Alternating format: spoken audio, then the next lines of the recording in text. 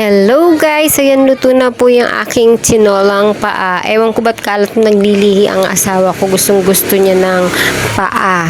Ayan, tinola ko po siya. Dahil meron nga po siyang dalang papaya. Ayan, gusto niyang magtinola na may halong papaya.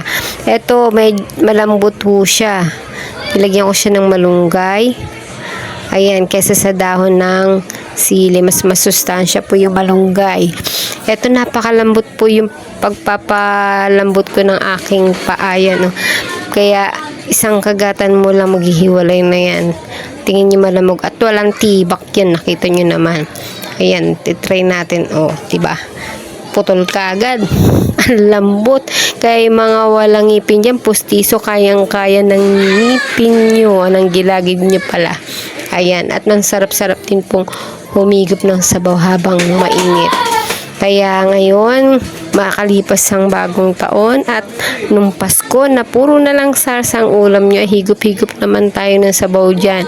At saka yung mga karne-karne, manok din papulata, nabubulol ako, ayan.